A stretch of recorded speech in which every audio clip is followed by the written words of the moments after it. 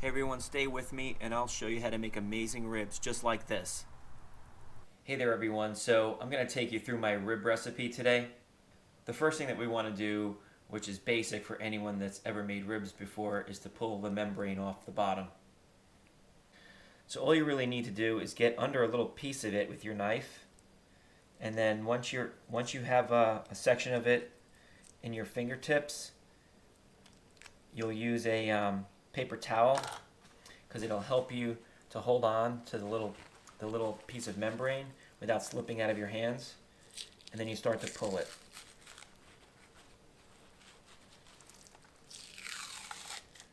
Just like that.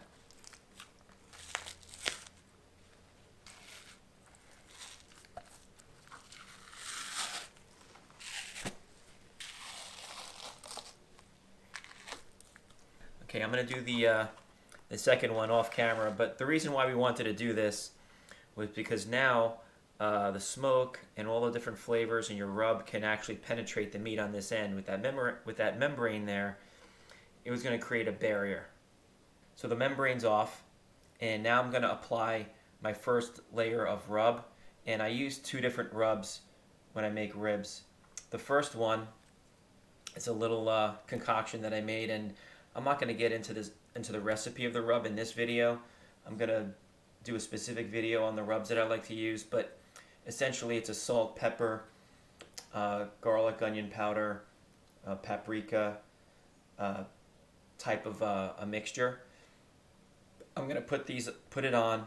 We're going to rewrap these, put them in the refrigerator for a few hours or overnight if you have time to do that.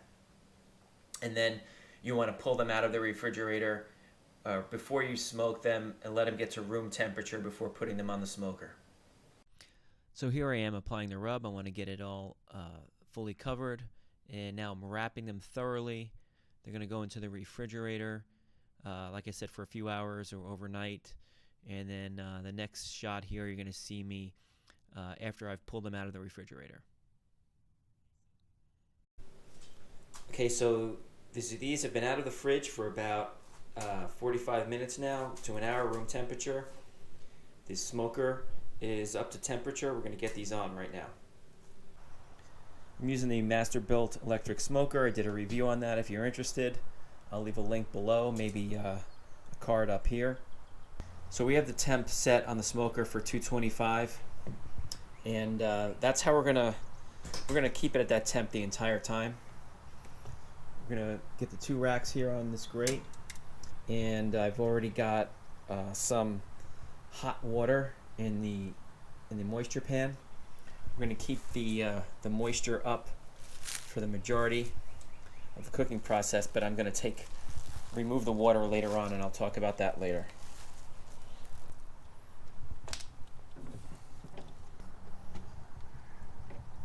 Let's close it up. So we're going to use cherry today for the ribs. I like to have that sweeter, less harsh flavor profile for ribs.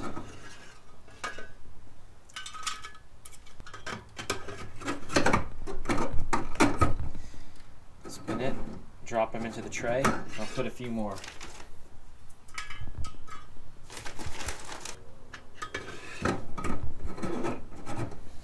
Okay, the temp is up to, I had the door open, so it's got to come back up to temp. It's at 198.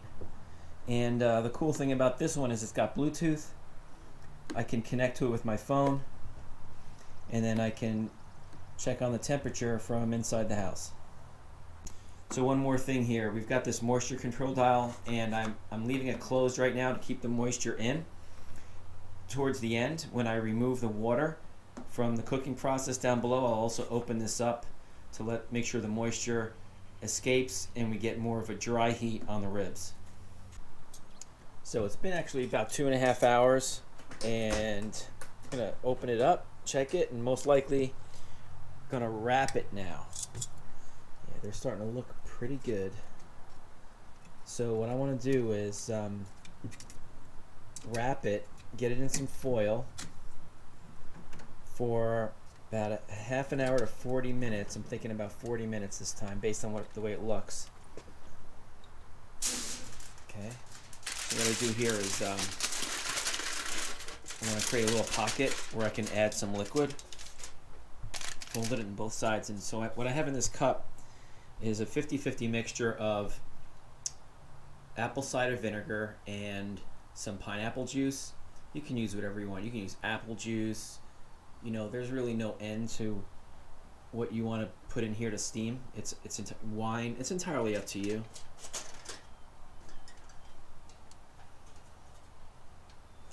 Just a few tablespoons. And I'm going to completely seal it. I'm going to put another piece of foil over the top, seal it completely, and get them both back in.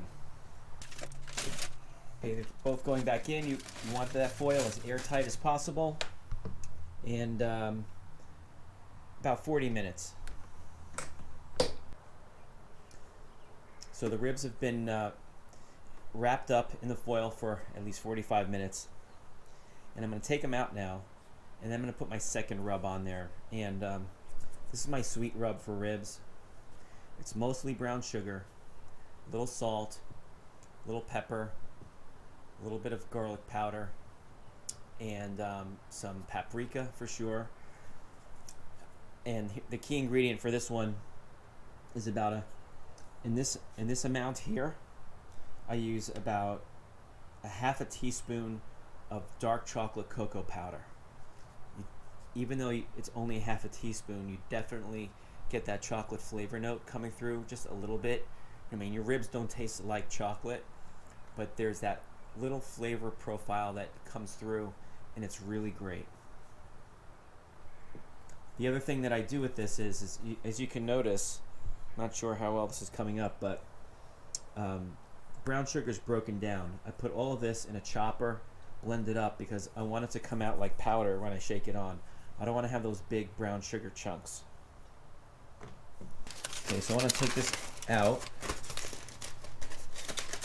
and see what this looks like. Yeah, it's looking pretty good. You can see the bone starting to pop through. That's what we wanted. So now I'm going to drain out this liquid off of this foil, and I'm going to put the rub on the ribs. I don't want it all, all this liquid sloshing in here, so that's what I'm going to do next. All right, so now we're going to add the rub, and because the meat is hot and it's a little wet, the stuff just starts melting right on it. And I put a lot at the end.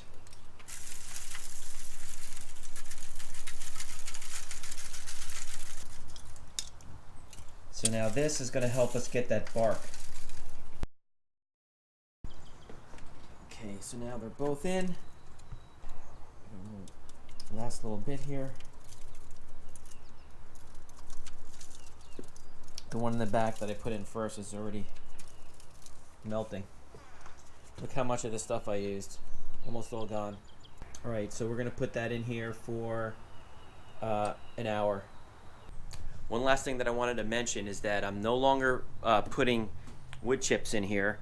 So I'm done with the smoke, and I'm also opening up the vent to let the moisture out, because I want that bark to really form on top, and if I have too much moisture, it might not happen the way I want it. So I just came in after putting the last bit of rub on top of the ribs, and now I've got some more of that sweet rub mixture here.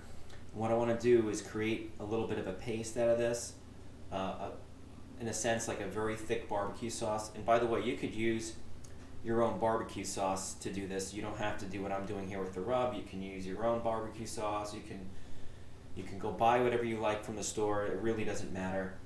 But I'm going to introduce a little liquid. You can use apple cider.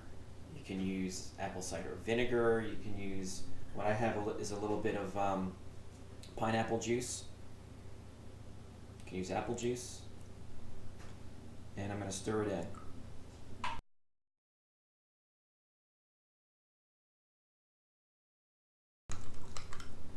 And this is going to go on in a little while, and then we'll let it continue to cook and heat up and set up, and it's going to help create that additional bark for us. All right, we're going to get this little baste on here now.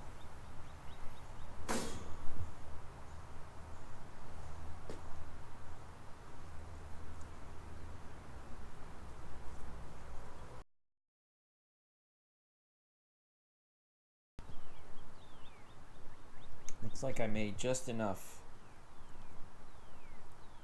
We're done. Okay. Close this up. Shut it.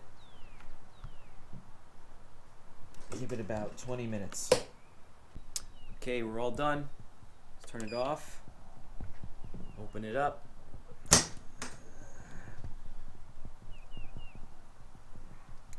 Look at that.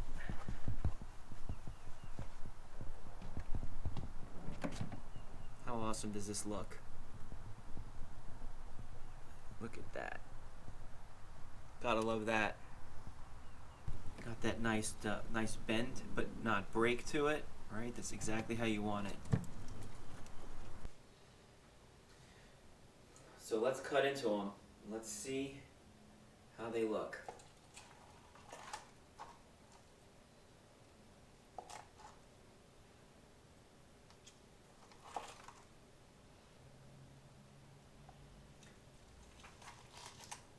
Look at this. It's perfect.